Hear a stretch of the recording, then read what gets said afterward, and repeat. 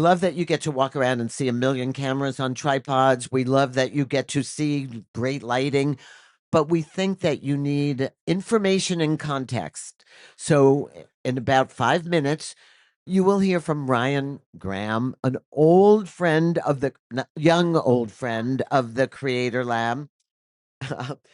Yeah, let's not even go there. But the Creator Lab was built in partnership with NAB to make the point that broadcast is changing. Whether you're the largest company in the world or an independent content creator, there are new skills you need to know. There are new things you've got to do. And part two is every company is a media company. And I don't care if you're the mom and pop shop that sells flowers on the corner, or if you are Unilever, or you are CNN, or anything in between. Broadcast is changing. We are all in the media business now, and we've got to learn how to be resilient, facile, efficient, scalable, and economical. And that's really tough. And that's what I love about Ryan Graham and Studio Upgrade, Studio Upgrade, that's right. because we all know you might have to film something that's 20-second long and you're going to take like 2 hours to set it up. Yeah.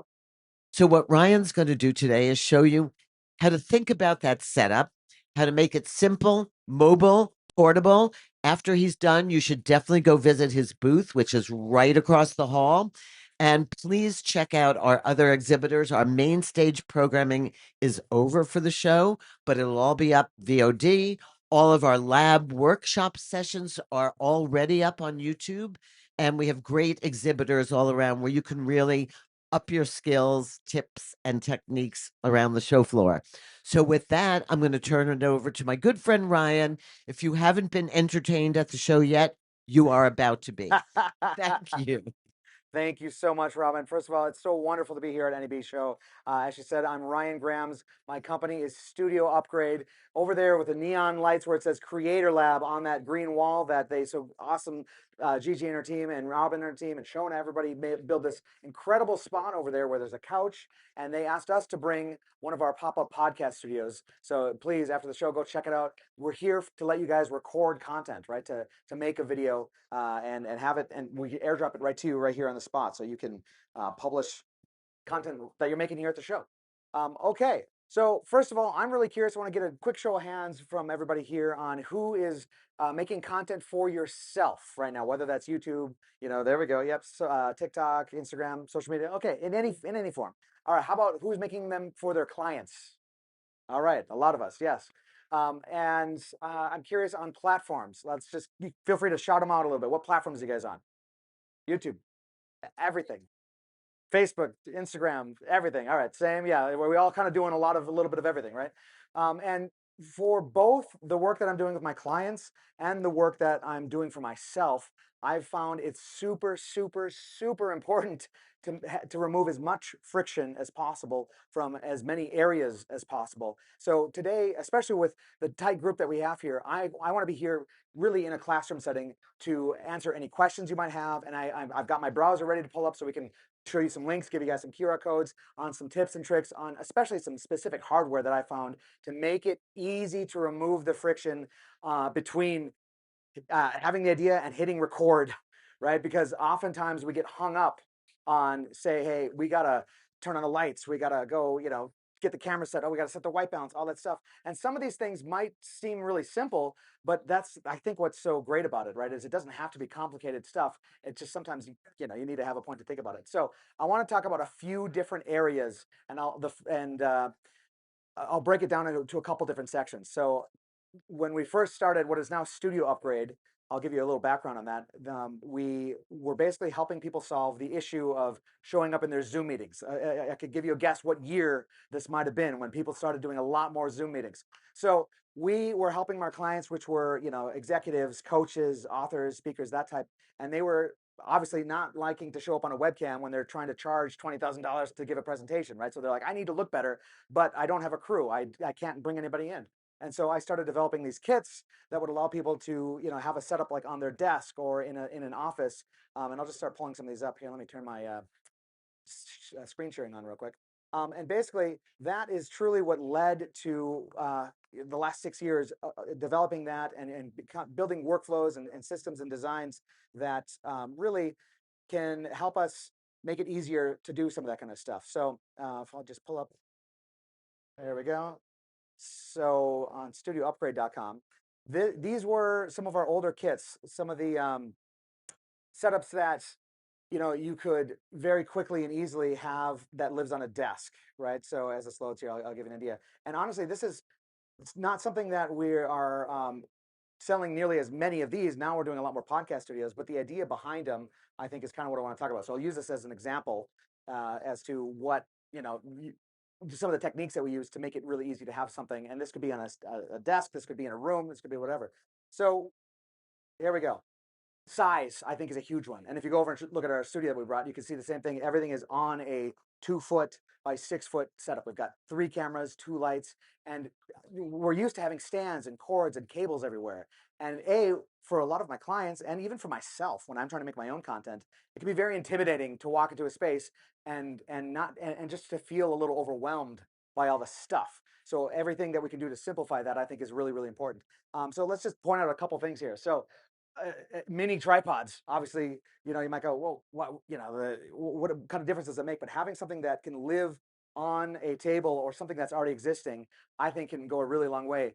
That's a great way to just make your setup a little more compact. And there's a lot of great here at the show. Even Elgato has some great new teleprompters. Newer has some incredibly affordable small teleprompters. And teleprompters, we all know for having words on screen. But as you can see here, having people on screen or even your own video signal looping back out onto the monitor, so they can see themselves, is a great way to make it easy to not have to have your screen flipped out and all this kind of stuff. So having that camera just tied right into that, I find to work really, really well. And then it's hard to see, but right here, there's these little rotating mounts if you have a camera, and we even do this behind the teleprompter. Elgato, let's see, no, not Elgato.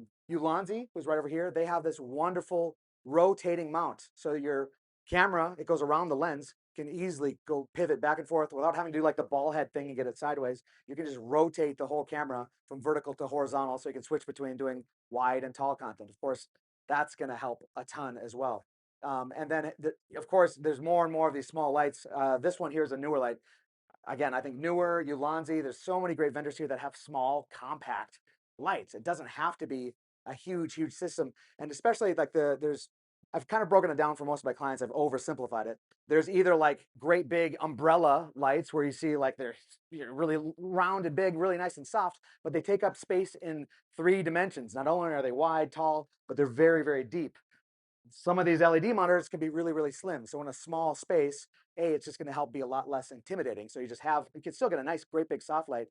Newer has some really great options. And, so many vendors are coming out with these things. So of course, I'm sure you guys have been seeing those here on the show floor. I think that makes a really, really big difference. But one of the most important things here in terms of how this is all connected is having it on one dedicated, again, this seems like a really simple idea, but it took me a while to figure this out. Having all the gear on one dedicated power strip, for lack of a better word. I use some fancy network controlled ones where I can control it over the network and it will turn the whole unit on or off. But essentially having a dedicated power strip with a very clear label that says studio, right? And studio only, right? So that when you turn that power strip off, your studio shuts down. And again, this is it's required to have a dedicated setup for this. And that brings me to another really important part. The cameras that I'm using, as much as I would rather shoot on an FX6 or some of these other cameras, or I've got a Red that I love to shoot on, I find there are some incredible options now, especially from Sony and Canon. There's a lot of great vendors here that have cameras that are under $2,000 that will get me, let's call it 90% of the way there for the needs of a lot of my clients who are trying to create content, and even for myself. And so rather than saying, oh, well, I have my Red, why am I not shooting my content on my Red? Because that takes time to set it up. And I have to change it every time. I got to dial in the settings. So instead, just by shifting and going, why don't we spend less money on, you might not call it as much of a professional camera, but specifically the Sony ZV-E10 Mark II is like $1,200. And you can load a lot onto that camera. So I can really get it dialed in. And I'm doing that back over there. So if you want to see it after the show, after this talk, It really allows you for $1,200, and then get a $500 lens, $600 lens on there for under $2,000. I can view that as a unit that's going to be dedicated for that one purpose. I don't take it off of the desk. I leave it there 100% of the time. And I know not everybody can do that, but I find you have to ask yourself, you have to think about it differently rather than going, okay, what's the cost of buying this camera? Well, really, no, that's the wrong question. The question is, what's the cost of not producing as much content, right? If you can have a camera that lives there and remove the friction of having to set it up, that's probably the most complicated of the lights and the microphone is getting the camera settings dialed in, and especially if it's not, you know, easy for you. Get it dialed in once and leave it. Make it a permanent fixture in your studio. That allows you to just walk in and flip that power strip, the studio only power strip, turn it on, and it's ready to go. And having that mindset shift is so important to rather than having a really nice camera, spend a little less on a dedicated camera and keep the nice camera for the other stuff, but only use that setup so that when you walk in, you hit one button on the power strip and it takes less than 20 seconds for most gear these days to turn on. And even better, to take that a step further, there's little Bluetooth remotes for all these cameras nowadays, right? So you get one of the little Sony remotes, I think it's like $80, and then you can start and stop the camera without having to reach around and hit the record. So having some way to trigger it without having to do it. And the reason I'm talking about it this way is I train my clients who are not video people to be their own producer, to be their own DP, because they can just walk in and hit record whenever they want to make content. And if we can do that for ourselves and for our clients, that means that now they are able to do more. And of course, right now, everything is all about the having the required, just getting more and more content out, regularly, right? There's such a hunger for having all the content out. So I think that's a really, really important piece. All right, so before I go into the next section, any questions? And I'm happy to pull up any links on Amazon if there's any of the specific gear, little parts, of stuff that I like. Any questions so far from anybody on the setup that you're trying to build? Go for it. Does most of your clients have like a dedicated space? Great question. Do most of my clients have a dedicated space? Absolutely not. It's a huge frustration for me. And I used to get really angry. Like, what do you mean you're not going to build out a room for the studio that you want? Don't you want a studio? Right? How often do we see a dedicated space? For me, not very often. And so rather than trying to fight that, I've started saying, okay, well, what can I do with the smallest room? I had a literal closet that I was asked to build a studio in. It was 8 by 6. I would not recommend that to anybody, but we managed to squeeze 3 cameras up against the wall, right, on a little ATEM video switcher. And if you go look at the setup that I have now, this was a few years ago, that type of work has informed the way that I design these setups now. My whole studio that I have over there is 2 feet deep and 6 foot wide. And everything is contained on a set of wheels that rises and lowers. And there's 2 lights, 3 cameras, so that for that exact reason, I can squeeze it into any space, like almost any space. And still, it's not ideal. No, it's not ideal. What I tell people is 15 by 15 is kind of like the ideal minimum. More would be great. But most people don't just have a 15 by 15 room or bigger lying around. I've at least in the world that I've been talking about. And a lot of people, even if they did, they really don't want to dedicate it, to having that sort of space. So yeah, I think it's important to try to have solutions that don't require, because if you wanted a 3 camera setup in the traditional way, that's going to be 3 giant tripods, right? Even if the smallest tripod's still going to have 3 legs going out, And then there's tools like I'm using here for my podium, like that are lower and take up less space, and trying to find like iFootage right over there has a great setup that's flush. It lives on the ground. Thank you. Yeah. See, is my Spider-Man? Dang it. Okay. Um, Finding things that are lower profile are really, really key. And yeah, the booth over there, iFootage, they have these awesome light stands and camera stands. That's a flat, heavy, round base. It's about this round, and it's got a pole on it. And it's just a single pole. So it takes up like this, even this one I could trip over. Those ones, there's no tripping possible. It's just flat on the ground. So there's all kinds of solutions to consider for yeah, having stuff that's going to work better in a small space and that's going to look better. And one really simple thing on that same note is the cable length. I've been surprised anytime I go, man, I wish I had like a 3 foot cable, for this one thing. If you look on Amazon and B&H, there's just about every option possible out there, and adapters and right angles. So I've become obsessed with making sure I check, does this cable exist? This weird cable. So you know, on the end of a power brick, right? When you want to plug a camera in and you have that other cord that plugs into the brick to go to the wall. So you've got a cable going to the camera, going to the brick, and another cable going to the wall. I was like, man, couldn't I just like plug the brick right into a little 3 outlet, you know, splitter? There exists a nub that has 2 prongs of an outlet and then the connector that goes into the brick. So then I just plug the brick into whatever I want to. Obviously, you're not going to hang that off a wall, but if you had like a power splitter to go right to those bricks, that means now I can directly have a lot less cables. So I'm working really, really hard every time I'm building a setup to take a lot of measurements to say, hey, how could I eliminate some of these cables? And if you're setting, if you know you're making a setup that's going to be dedicated, that the camera's going to live there, be intentional about having some options to pull from, you know, with cables. And I just look at cables now almost as a, obviously I'm building a lot of setups for other people. So if you're doing that, I just try to get every single length of varied cable to make sure that I have, oh, if this 10-foot cable could be a 6-foot or an 8-foot cable even, why not? Right? Use that, swap it out to just eliminate, you know, just mess on the floor. And sometimes you need to have that flexibility and stuff too, but then invest in having a spot to coil up the cable and then Velcro it around and hang it off something. So it's not going to just be dangling on the floor, right? Velcro strips go a long way in helping clean up a setup. Any other questions so far? Yes. If there was any specific moment where something happened in a shoot and you're just like, I need to slim down. You know, like any like cautionary tales. Slim down. Yeah, in terms of gear, like Yes, well, constantly. okay, maybe I don't this like yeah. All the time. So honestly, so his question is has there been a moment anytime I'm on set or building a studio for somebody where it's been painfully obvious that I need to slim down, I need to dial it back a little bit? Quite frankly, constantly. And I think it's really important to notice that. It's a wonderful question because I've had to make a habit of going, and it's become a compulsion where it's almost a problem, right? Where I get bothered. I get very, very bothered now by seeing things that are taking up too much space, areas of inefficiency. But as a result, now my setups can be really, really compact and it makes my clients a lot happier because they're less stressed about the wires.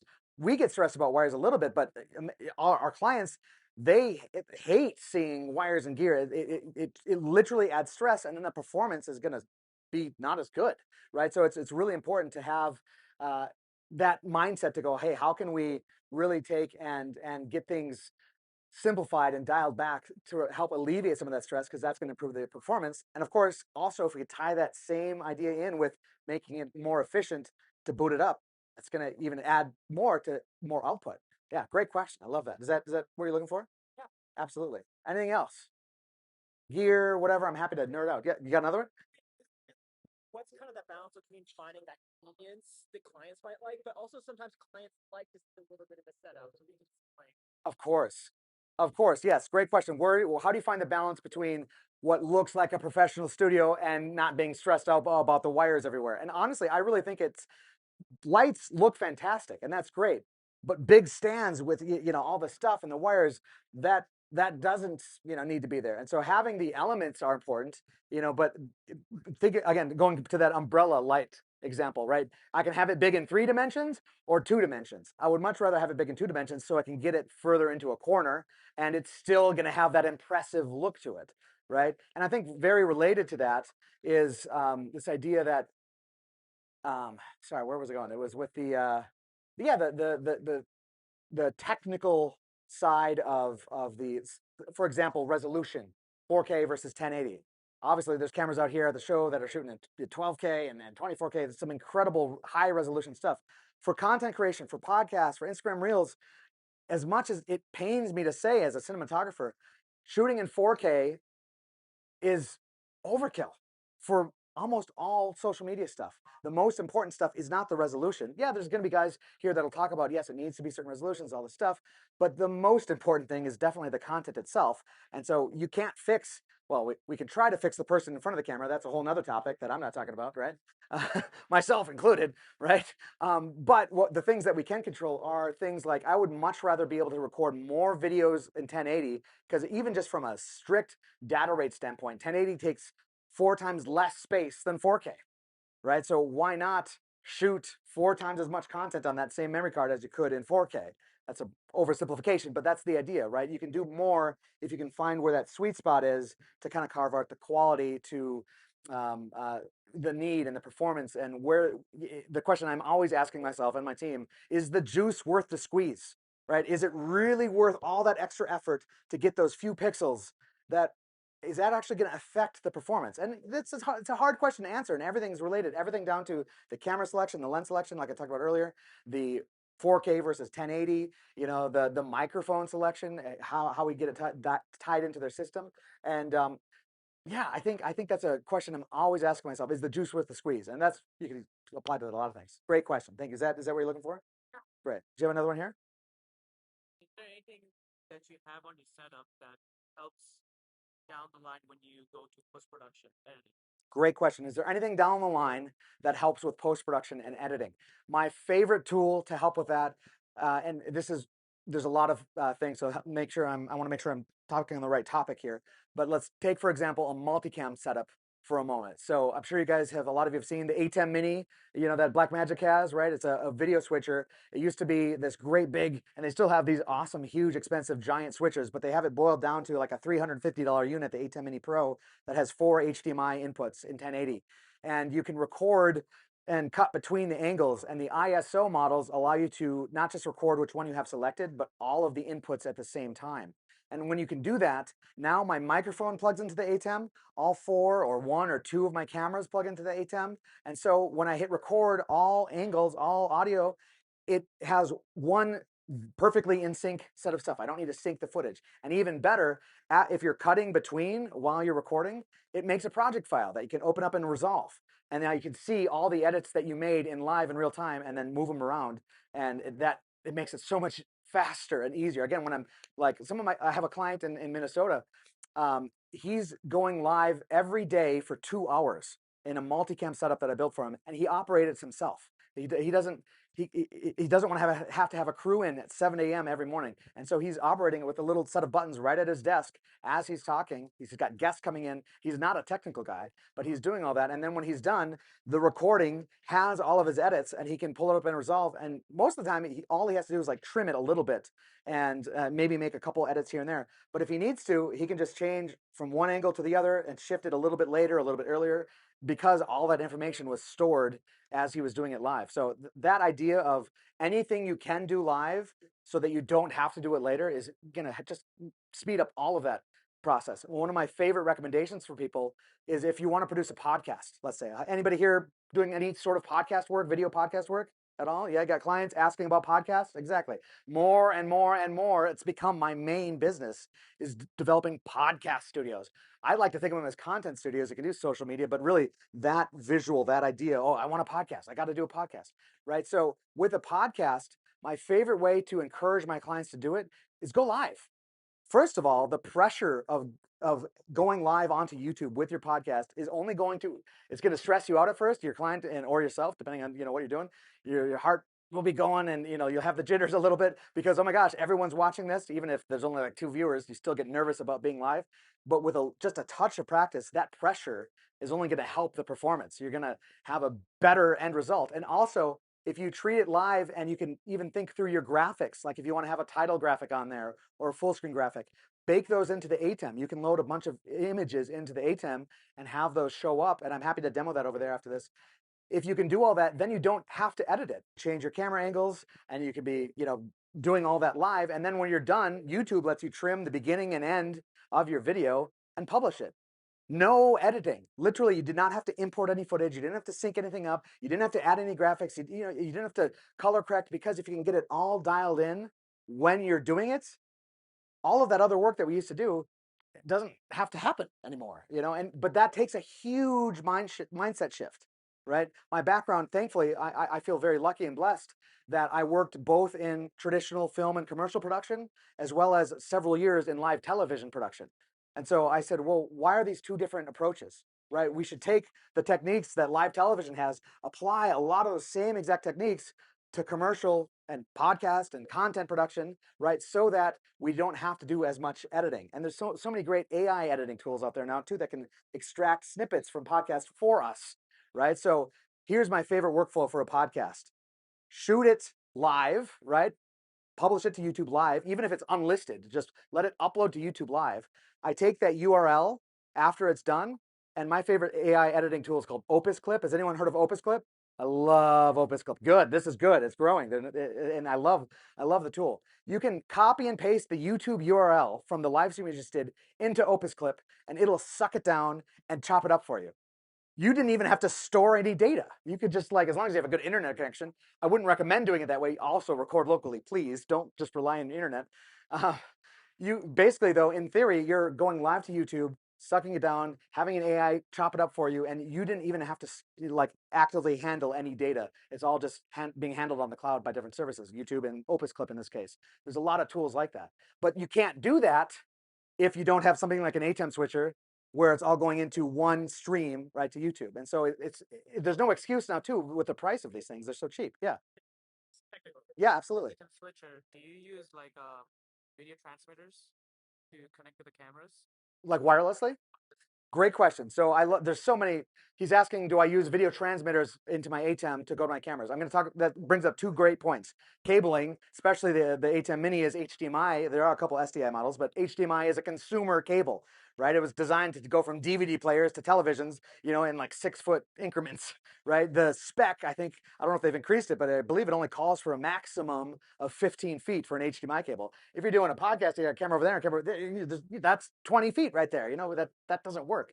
So yes, the options are get a long out of spec HDMI cable or use wireless video. And I think the answer is both, depending on the situation. The best solution I found for longer runs, what I say is longer than 35 feet, I'll use fiber optic HDMI, and I'll just buy the consumer ones on Amazon. They're like $80, $100, and I can do like a 100-foot or a 200-foot run. The big gotcha though with fiber optic HDMI is it's unidirectional, not bidirectional, meaning you have to plug it in. One end is for the camera and one end is for the ATEM. You can't flip it around. So if you do a big run and you had it the wrong way, and say you were like covering a choir event and you had to do a 300-foot run with a fiber optic, with multiple cameras, and suddenly you realize you've got the camera end at the ATEM, that's painful. I don't know why I'm bringing up that specific example, but then you have to go rerun 300-foot cables. It's not fun.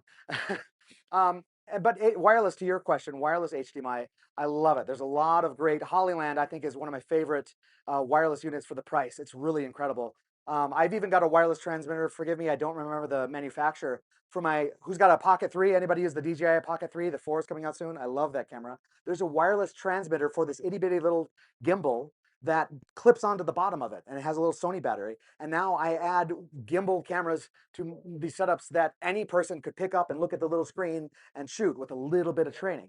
And they're not having to have a cable with a battery that'll last hours. It's a really, really powerful tool. And so yes, absolutely wireless. The trick, of course, is especially in congested areas, it doesn't always work. It's another thing to go wrong. So as much as I love wireless tools, almost everything, if not everything in my studios is wired for that reason. When I need to hand off a setup to a client that doesn't have technical experience, I want there to be as few reasons as possible for things to go wrong. And wireless often it needs to be reset. You need to scan, find a new channel, all this stuff. It's not like idiot proof. It's not dummy proof. It's not like 100% uptime, right? It has to. So if you've got the ability to, have a backup plan, of course, but also, know how to switch it. Yes, absolutely. Wireless is a good option. Great question. Great question. Any other questions on this stuff? Yeah. Yeah, the Blackmagic ATEM. Yep. Great question. It's actually named after the Atum, the god, the Egyptian god Atum, ATUM, and I can't remember why. Before Blackmagic bought the company, they came up with the name Atem. It has something to do with, I don't know, being all powerful, connecting something or other. Right? It's a great name. I think it's a fantastic name. The Atem, they have a whole line. There's all kinds of them, big, small, 4K, 1080, whatever. My favorite Atem is $2,200, but it is incredibly powerful. It's a really long name, so I'm going to say it really slow. It's the Atem Mini Extreme ISO G2. It has 8 video inputs. I'll say it one more time. Atem Mini Extreme ISO G2. They have it over at the Blackmagic booth. It's incredible. You know, their low end is like 350 of this mini line, and this is the high end of the mini line, and it's 2,200. But the features that they pulled from all their other multi-thousand-dollar units and put into this one single unit is incredible. There's Thunderbolt in and out.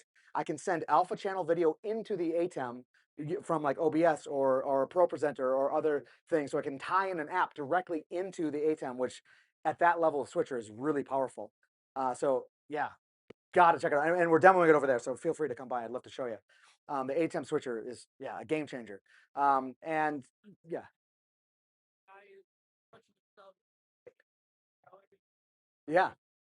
Yeah. So great question. So to get a little technical, feel free to. I'm happy to dive into as much or as little as this kind of stuff. What we're doing with the ATEM is connecting it to the network. So I have my Mac Mini or my laptop, or it could be a Linux PC or Windows machine, doesn't matter. And has anyone heard of the application Companion from BitFocus? How about a Stream Deck from Elgato? Anybody seen a Stream Deck? Okay. So Stream Deck, Elgato is here.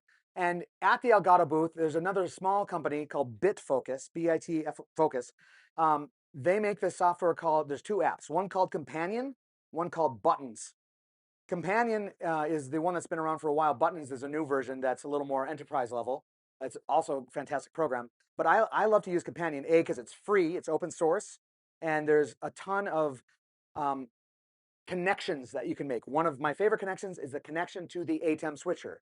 So I tie this program Companion into the ATEM switcher, and I'll just show you real quick. It's actually really cool. 127, there we go. This is Companion. It's just a program. It runs in your web browser, right? And you can see here, I've added this connection right here, the Blackmagic Design ATEM. And I can go in here and select my device if I was on the network, or I can manually type in the IP address. I'm not going to nerd out on networking. I'm happy to do that after this. But basically, you need to have a network that connects the ATEM and your computer together.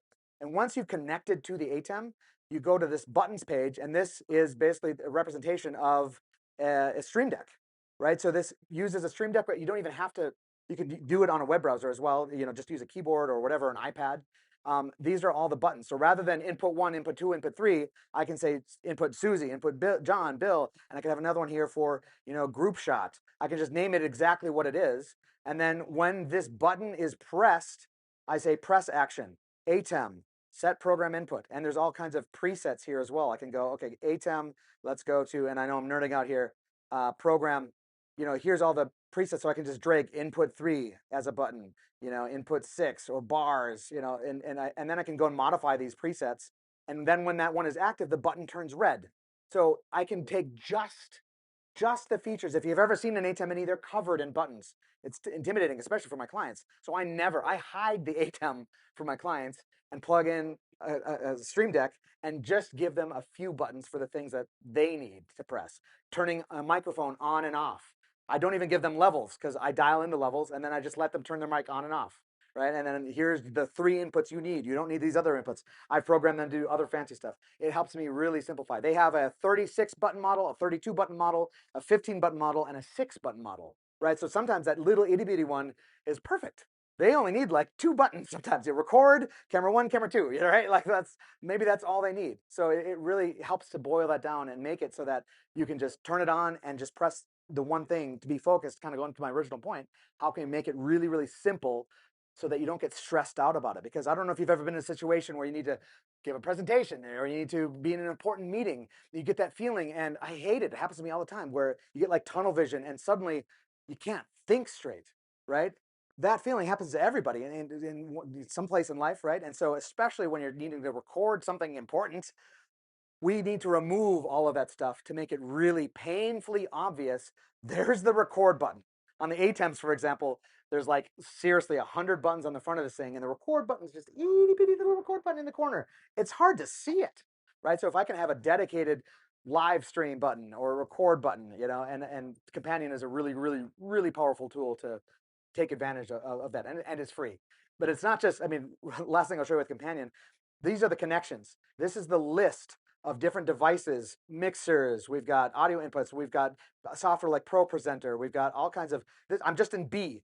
right? I'm still scrolling. BirdDog, some of these like type of cameras, like these BirdDog cameras, you can connect to Companion. I can control so many things, and because it's open source, there's Joseph Adams is one of my favorite Companion programmers. I've hired him to write several of these connections. When I have a device that has an Ethernet jack on it, I go, oh, that means I could probably control it. I hop in here, I type, does Sony have this, whatever? And if you type Sony, this is just the Sony stuff that pops up, right? And if I don't see it, I go, Joseph, does this exist? And he goes, no. I say, can you write it for me? And I say, how much will it cost? That's usually a couple $100, maybe a few $100, depending on how complicated it is. Yes. Oh, he's testing something. Sorry. I thought you were raising your hand, John. Sorry about that. Great. Yes, go ahead. The limitations I was wondering about with the A10 recording multiple audio ISO tracks. Yeah. I've only got a couple of audio inputs. Yes, it's a great question. Okay, so the question is the limitations when it comes to audio with the A10 mini line. Are you talking the mini line specifically? Yeah. Yeah, okay. So this is a huge bummer for me when I first started working the A10s. There's usually on a lot of the mini lines, not all of them, I'll get to that in a second. Most of the A10 mini lines have two little headphone jack, the little 1/8 inch connector, the 3.5 millimeter connector, which has, each of them is a stereo connector. So that means there's two stereo connectors. What does it mean? There's a left and a right channel on one and a left and a right on the other. That's actually 1, 2, 3, 4 channels. So usually what I'll do is I'll break out those 4 channels into two different Y cables that go 1/8 inch to left 1/4 inch and left and right 1/4 inch. So now I've got 2 1/4 inch jacks I could plug into like an audio preamp. So now I can get 4 microphones with XLR connectors into an ATEM by using a couple different preamps or maybe one 4-channel preamp. And so that allows me to actually get a decent, it's an analog connection, so you got to be careful. You want really, really short cables and all that kind of stuff. It's not balanced. There's a lot of technical limitations there. But that's a way to get 4 channels into an ATEM. Another great hack is even on the ATEM Mini with 4 HDMI inputs, each camera over HDMI is sending a left and a right channel of audio.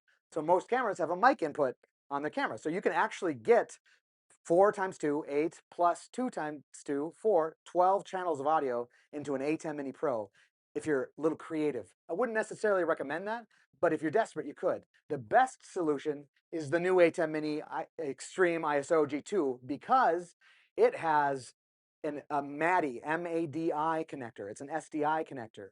And they sell these, they call them the microphone converter box. And it's an SDI cable that goes to this box. And this box has 4 XLR inputs on it. And they're really high quality preamps. And you can daisy chain up to 32 channels of those together. So now on the A10 Mini Extreme ISO G2 and the other high end, that's one of my favorite features that they pulled from the high end switchers is this MADI connector. Now I can have 32 channels of balanced audio going digitally into the ATEM that I can manage from the ATEM software control. It's beautiful. I don't need to have a separate mixer. I do it all in the ATEM, stay in one area. And the audio on the, when you hit record, each channel is recorded in an uncompressed WAV file separately. So it's a beautiful, beautiful way to do it because 32 channels, it's great. And the boxes, that's 4 channels. So if I need to have some microphones over there, I send one box over here with one cable for 4 channels, one SDI, another box over there. Again, I just daisy chain them together. It's awesome. It's my favorite. Yeah, great question. Real question for you this time, John? Yeah? Yeah. Get a box high quality. That you plug in. Got a mic? Yeah. There's a great box that you could get which has high quality transformers, comes out to 1/4 inch. You could adjust it.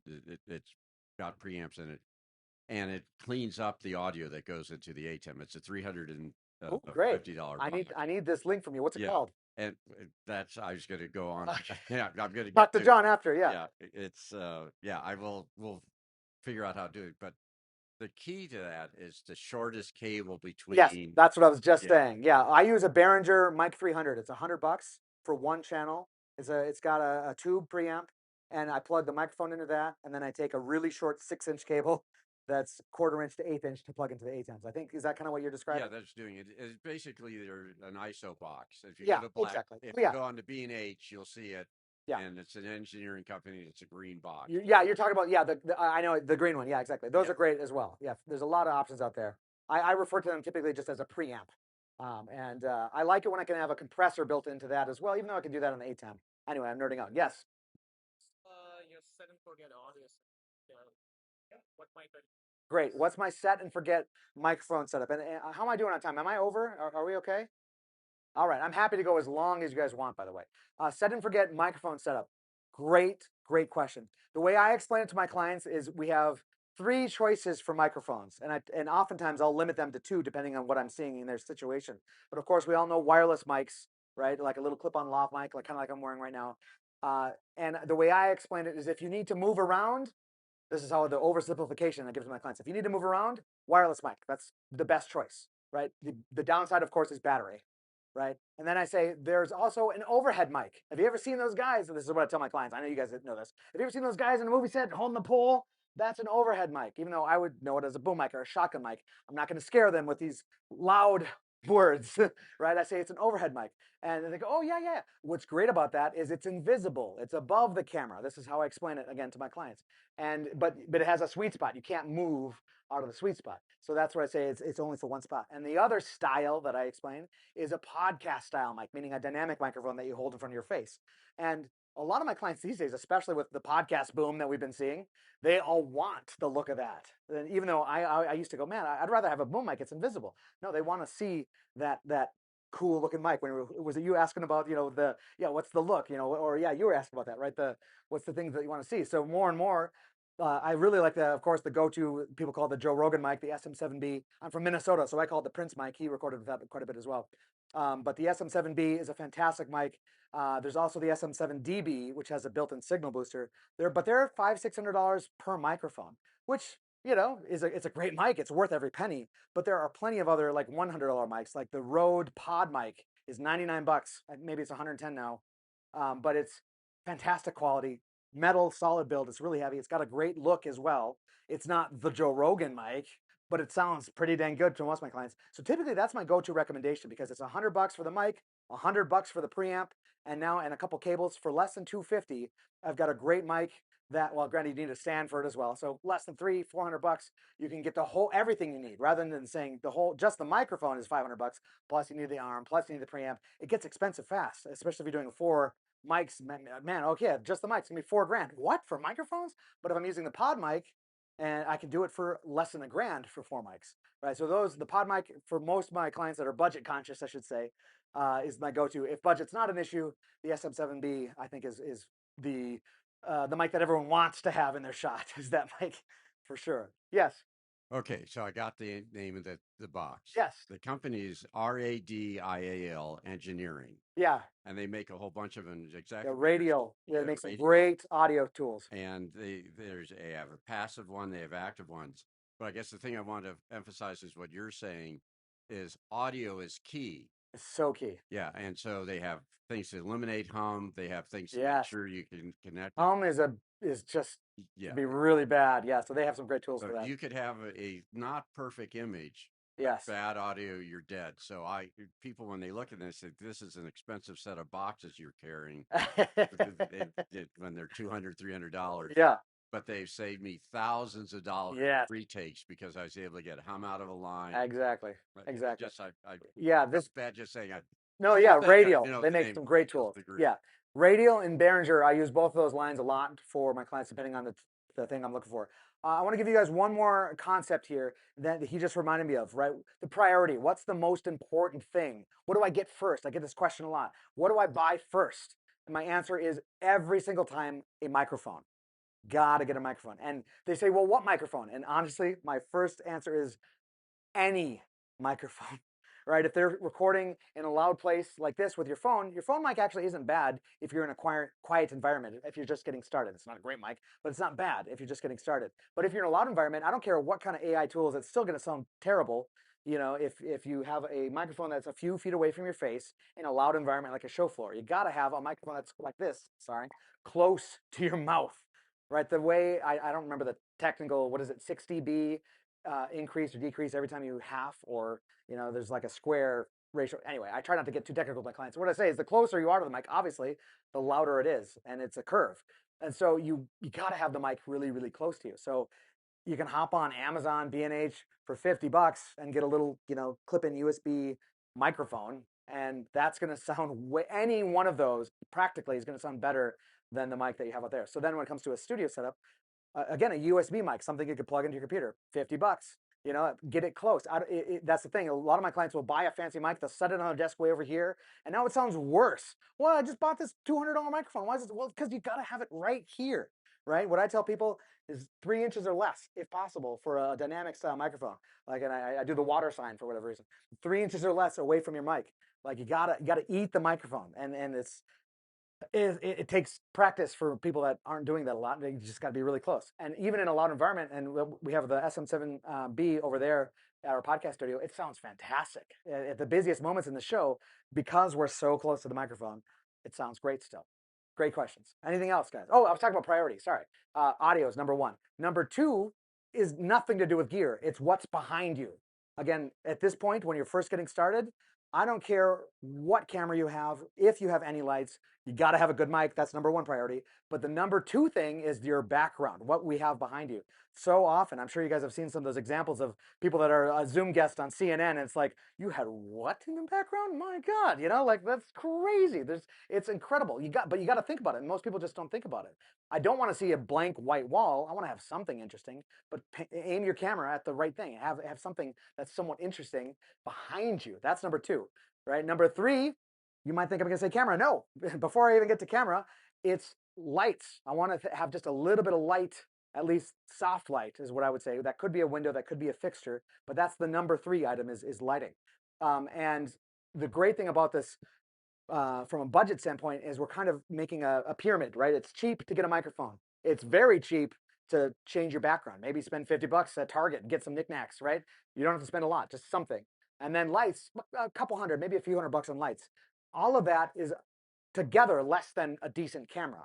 A decent camera, in my opinion, to really do it right, start with a webcam if you're doing it on a computer, or your phone is probably the best thing to start with, and then upgrade to a real camera from Sony, Canon, Blackmagic. There's a lot of great options out there, but you're going to have to spend for a camera and a lens at least a couple $1,000s, right? And so when you are trying to budget that out and figure out, a lot of people want to ease into it, the last thing I would suggest you buy is your camera, and then start to think about like the switchers and all that, you know, when you really want to get into it. But you don't need to start with all of that. The most important thing is just to encourage yourself and your clients to start with whatever you have, right? Because even if you had the most ultimate $100,000 personal home studio setup, if you don't know how to talk in front of the camera, and if you haven't had any practice doing that, it doesn't matter how good it looks, it's going to be terrible. So start with just your camera and just do it and publish it. Because when you publish your content, this is true for you guys and your clients. When you see yourself on Instagram or whatever platform and you publish this video and you go, oh my gosh, I'm saying a lot, or I'm doing this, or I'm, you know, like, be critical of it, take note of those things, improve those things. But then you're also going to go, oh man, my lighting is terrible. My audio is echoey. What could I do to improve that? The only way you're going to start to see those things and be inspired to fix any of those things is by actually publishing it, right? That's the most important piece, is just start doing it, right? So yeah, I think that's probably the biggest point that I wanted to make here today. But if there's any other questions, happy to do so. As I said, I'll be right over there at the Creator Lab. Anybody else? One more we want to wrap this up with? Okay, if we don't? Was this good? Yeah, okay, one more, yeah? Hard drive. How many hard drives do I have? Max, what do you think? A lot. I've been you know, content creator and a filmmaker, a producer for 25 years. So I was literally, I bought a new house last year, and I had to, you know, move all my stuff, and I found a bin of old hard drives. And before I moved, I'm like, I don't want to move all these drives. So I like bought a couple adapters on Amazon and plugged them all into an old Mac, because they had like a FireWire connector and some of this stuff, right? I'm like, how do I do this? So I got these old things, plugged them in, and I started transferring everything to a RAID. But I didn't finish before we had to move out. So after I transferred like 80% of the data, I still had to lug all these like extremely heavy buckets of data. I'm like, I gotta get this down, because nowadays you buy there's SanDisk was demoing an 8 terabyte, you know, like one of these teeny little solid state drives, but those aren't. Oh, this is a good lesson. Does anybody know the biggest difference between a solid state drive and a spinning hard drive, other than speed? Not speed. What's that? Read, write. Yeah, speed. Yes, of course. That's the biggest difference. Failure rate. Yes, exactly. So the biggest way that I like to think about it is solid state drives are incredibly fast, but if you leave them on a shelf for years, the data will literally uncharge and deteriorate and corrupt. right? So you have to kind of recharge it, and that could just mean plugging it in for a second and unplugging it. That charges up, I don't know, the atoms or whatever is going on, right? But essentially, you have to plug them in regularly, meaning at least a couple times a year, to keep the data in place. If long-term storage, though, slower storage, like a spinning disk hard drive, the bigger ones, will last, decades at least, unlike solid state drives. So don't store long-term data on solid state drives. I made that mistake. I just learned this like a year ago. I've been doing it for like, oh crap. I went and immediately plugged in all my, because I've got a stack of solid state, like that's all. Anyways, thank you so much, you guys. This has been really, really wonderful. Was this good? Did you guys learn something? Awesome. Thank you. As I said, please come over to our pop-up podcast studio booth over there in the corner. I'd love to demo. We can demo all of this hands-on and show you some of that. So yeah, ask me any questions you got. Thank you, guys.